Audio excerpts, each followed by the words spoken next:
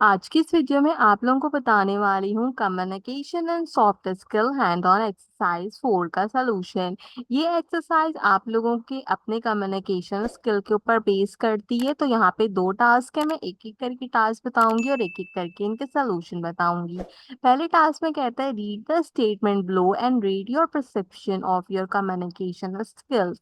यहाँ पर आपको जो है वो कुछ इन्होंने जो है स्टेटमेंट दी हुई है और उसके अकॉर्डिंगली आपने अपने कम्युनिकेशन स्किल के बारे में इन्हें बताना है। अब यहाँ पे सबसे पहले जैसे राइटिंग स्किल है तो यहाँ पे लिखा है I can understand text written by native English speaker. यानी कि जो भी कोई टेक्स्ट कोई अगर नेटिव इंग्लिश स्पीकर लिखता है तो क्या मैं उसको समझ सकती हूँ। तो हाँ, यूजुअली जो है मैं उसको समझ सकती हूँ। तो आपके पास 3 ऑप्शन है, यूजुअली, समटाइम या रियरली।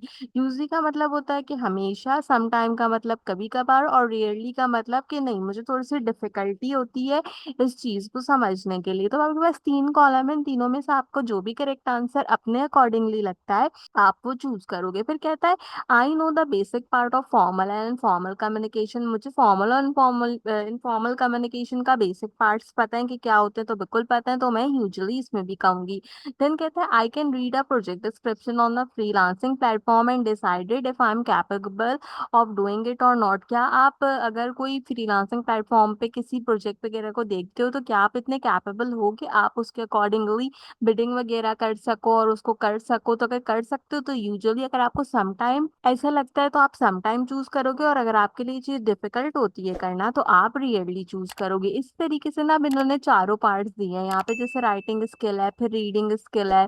तो इस तरीके से जो है ना इसमें है। जैसे अब रीडिंग की बात करूँ तो I am familiar with specialized vocabulary in my field. तो ठीक है, मेरी फील्ड में जो भी वोकेबलरी होती है मैं उससे जो हूँ वो फेमिलियर हूँ, तो मैंने यूजली सिलेक्ट किया। I am willing to look up meaning of words and concept I do not fully understand. तो ठीक है, ऐसा अल्फाज जिनका मतलब मुझे कभी कभी समझ में नहीं आता तो मैं क्या करती हूँ, मैं जाके उसको डिक्शनरी में या कहीं पे जो है वो चेकआउट करने की कोशिश करती हूँ। विलिंग होती है उसका जो है वो कॉन्सेप्ट क्लियर करने के लिए। तो सम टाइम मुझे यहाँ पे लगता था तो मैंने यहाँ पे सम टाइम चूज किया। तो इस तरह अब आपने इसको पढ़ते जाना है और पढ़ने के अकॉर्डिंगली यूजुअली, सम टाइम या रियरली आपने जो है वो यूज करना है। अच्छा, मेरे लिए ये सारी चीजें आसान थी तो मैंने सब जगह जो है वो यूजुअली को जो है वो सिलेक्ट किया, और जो है सम टाइम एक दो जगह पे मैंने सेलेक्ट किया, रियरली का यूज मैंने नहीं किया। ठीक है, अब आपको अपने अकॉर्डिंगली इसको यूज करना है। इसी तरीके से लिसनिंग पे आपके पास 3-4 पार्ट्स हैं और स्पीकिंग स्किल में आपके पास 3-4 पार्ट्स हैं। तो अपने अकॉर्डिंगली इसको पढ़ें, समझें, फिर आपको जो भी लगता हो उन तीनों ऑप्शंस में से आप वो ऑप्शन आगे की तरफ फिल आउट कर दें। तो इससे क्या होगा कि जो पहला टास्क होगा वो कंप्लीट हो जाएगा। दूसरा टास्क भी आपका खुद का जो है क्या कहते हैं यहाँ पे स्किल सेट से रिलेटेड है, यानी कि सबका अलग अलग होगा, किसी का भी एक दूसरे से मिलता जुलता नहीं है। अब इसमें क्या है कि आपने जो भी पूरा कोर्स पढ़ा है उससे रिलेटेड जो है वो आपको बताना है।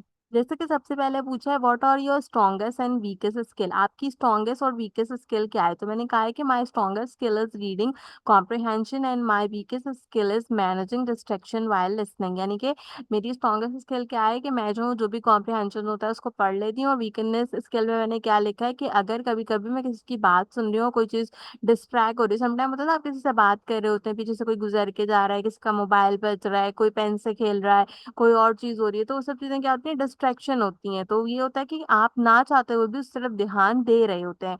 तो ये जो है मैंने एज अ वीकनेस स्किल जो है वो इसमें मेंशन किया है। फिर दूसरे सवाल में पूछता है how do you think these lecture have helped you improve or build your current communication skill set. ये जो लेक्चर्स आपने कम्युनिकेशन एंड सॉफ्ट स्किल में लिए हैं, इन्होंने क्या आपकी इंग्लिश को इम्प्रूव किया है। अगर किया है तो आपकी इंग्लिश को कैसे इम्प्रूव किया है उसके बारे में जो है वो इस सवाल में आप बताइए। फिर पूछता है तीसरे क्वेश्चन में what your reason of taking this course. आपने इस कोर्स को क्यों लिया। तो मैंने लिखा है कि I took this course to enhance my professional communication skills and improve my job performance. अपने कम्युनिकेशन स्किल को प्रोफेशनल बनाने के लिए मैंने इस कोर्स को चूज आउट किया है। ठीक है, आप लिख सकते हो कि इंग्लिश को बेटर बनाने के लिए आपने चूज किया है।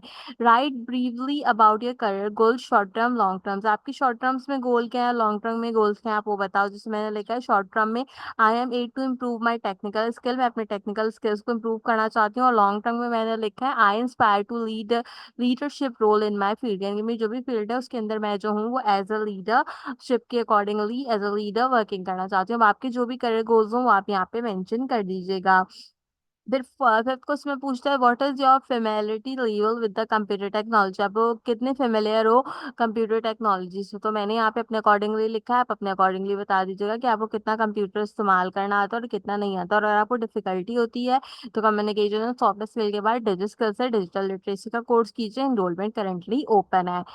फिर सिक्स क्वेश्चन है how do you view your current communication skill level, अभी आपका जो कम्युनिकेशन स्किल का लेवल है वो कितना इम्प्रूवमेंट पे आप वो बताएं। सेवन क्वेश्चन है what are your strongest and weakest skill as a writer, आप अगर एज अ राइटर लिखते हैं किसी चीज को तो आप क्या लिख सकते हैं, या अगर आपकी वीकनेस है कि आपको वोकेबलरी नहीं आती या फिर आप जो है वो ब्रीवेटी करते हैं, तो इस तरीके से भी आप इससे बता सकते हैं। What are your strongest and weakness skill as a speaker, क्या आप जो है वो प्रोफेशनल इंग्लिश बोल सकते हैं, लोगों से बात कर सकते हैं प्रॉपर इंग्लिश के अंदर, तो वो चीजें जो है वो आपने 8 क्वेश्चन के अंदर डिस्क्राइब करनी है।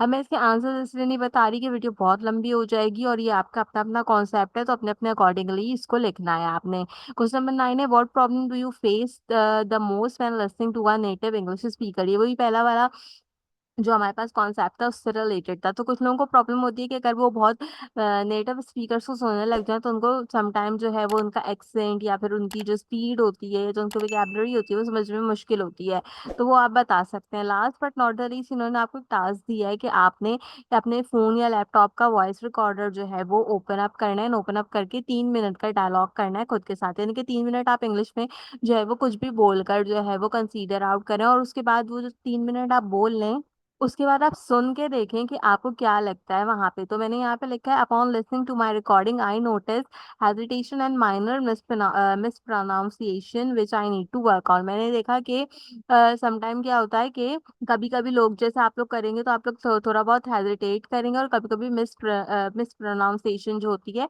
वो भी हो जाती है। तो इस तरीके से आपने क्या करना है, इन सारे सवालों के जवाब देने हैं, तो आपका दूसरा टास्क भी यहाँ पे कंप्लीट हो जाएगा।